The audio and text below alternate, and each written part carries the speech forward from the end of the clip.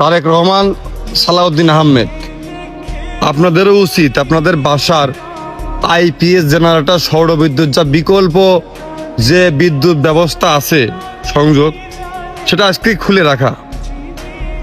আপনারা তো জানেন না, এই যে গরম, বিদ্যুৎ ছাড়া এই যে রাত্রিবেলা কি যে নির্যাতন, একটা মিনিট যায় না ঘুমানো। তারপর যাকে শ্বাসকষ্ট আছে তারা তো প্রত্যেক দিন কানের গোড়ায় কেউ না কেউ এসে লাইলাহা পড়তে হয়। যারা হাই প্রেশার, মনে হলো জানটা গেছে, ছোট বাচ্চাদের তো হাসপাতালের খোঁজ খবর রাখেন আপনারা? রাখেন না। যে দেখেন খালি গরম লাগে 1 মাস 1.5 মাস করে সেসব বাচ্চারা হাসপাতালে, আমার ভাইস্তারা পর্যন্ত হাসপাতালে। কিছু বিল্ডিং আছে 10 বছরে একবার কারেন্ট যায় না, মানে তারা জানেই না যে কারেন্ট চলে যাওয়ার বিষয়টা কিরকম হয়।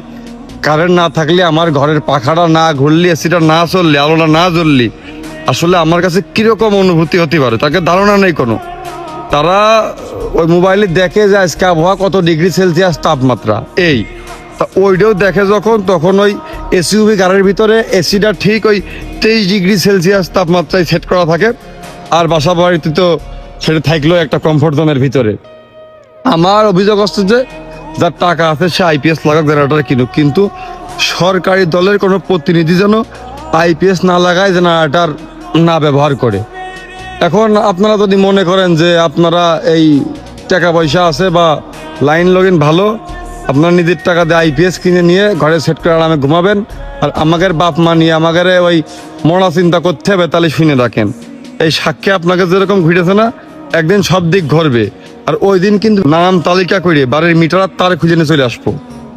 শোনেন, আমাদের দেশের নিয়ম হচ্ছে কি, যে দল ক্ষমতায় থাকে তারা ব্যতীত তারা ফেরেস্তা পীরে কামেল, এর বাইরে যারা বিরোধী দল, রাজনৈতিক দল, তারা সবাই আসামি।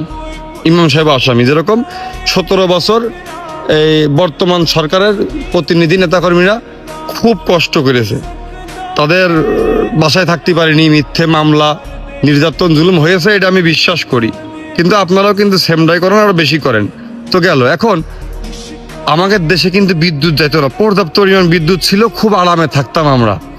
তো এই ডে সম্পর্কে আপনারা জানেন না, কারণ আপনারা কি, আপনারা এই 17 বছর নির্যাতনে, জুলুমি বা দোষ করে যে কারণেই হোক, আপনারা ধান খেতে ঘুমাইছেন।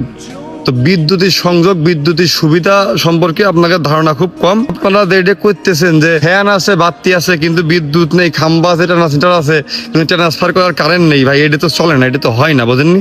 মানে আপনাদের কি, মানে বাংলাদেশের সরকারের যে ব্যাপারটা এই দেখি যে তাকে সিদ্ধান্ত, তাদের কার্যক্রম অল টাইম জনগণ যা চায় তার বিপক্ষে যায়। এইটা কিভাবে সম্ভব? জনপ্রতিনিধিরা মানে তাকে সিদ্ধান্ত, কাজ কাম সবসময় জনগণের বাইরে যায়। দেশটা কিভাবে চলছে? আসলে কি চলছে? মানে আপনার বাড়ির টিভি, ফ্রিজ, এসি চলছে, আপনার গাড়ি চলছে, আপনার সংসার চলছে, আপনারা ভাবছেন দেশ চলছে। দেশ কি চলছে আদেও? এ চলা কয় কনদিনই? মানে আপনারা কি মনে করেন যে আপনারা খুব বিশেষ যোগ্যতায় নেতা হন, আর আপনারা খুব ত্যাগ স্বীকার করেছেন? এত ত্যাগ স্বীকার করেছেন, এই যে লাস্ট 2 বছরে বিগত সরকারের বহুত নেতাকর্মী মারা গেছে, তা 350টা এমপির একটা তো মেরে ফেলতে পারলেন না। পরের দিনই কত মানুষ মরে গেল, রাত্রেই মরে গেল। তো ওই যে উবায়দুল কাদের সাহেব 1 বছর কি করে থাকলো দেশে, তার তো মেরে ফেলতে পারেননি। আবার এই যে 17 বছরেও এই বর্তমান সরকারের অনেক মানুষ মারা গেছে, কিন্তু এই যে হাইলাইট নেতা তারা তো কেউ মরেনি। মরেছে কেউ? তাহলে আপনারা কি মনে করেন আপনাদের বিশেষ যোগ্যতা নিয়ে আপনারা এই এমপি মন্ত্রী এগুলো হন না? জনগণের দয়ায় হন, করুণায় হন।